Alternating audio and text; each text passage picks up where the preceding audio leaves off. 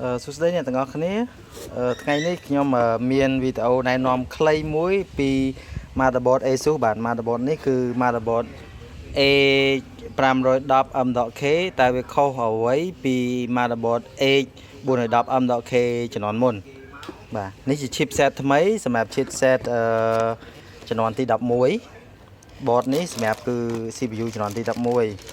ខ្ញុំធ្វើវីដេអូខ្លីៗនេះឲ្យឃើញថាចំណុចដែលខុសគ្នាបន្តិចហេតុអីបានជាឥឡូវវា special សម្រាប់ M.K នេះសុំចាំបន្តិចអ្វីដែលយើងឃើញថាវាខុសគ្នាពីជំនាន់មុន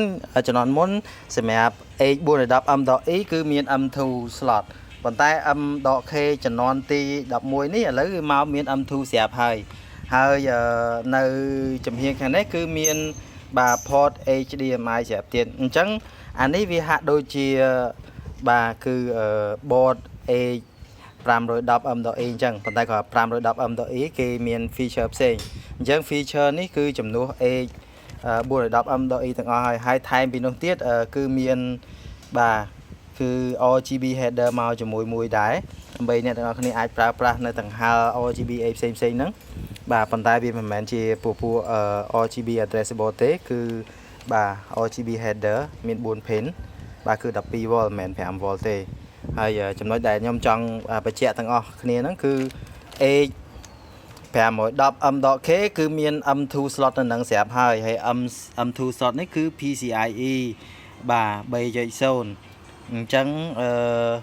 វាទ្រទ្រង់បានល្បឿនរបស់ 3.0 ទាំងអស់របស់ M2 ដាក់ 4.0 គឺដើរបានតាម speed 3.0 ទេបាទអាហ្នឹងដែលជាចំណុចដែលវាខុសគ្នាពី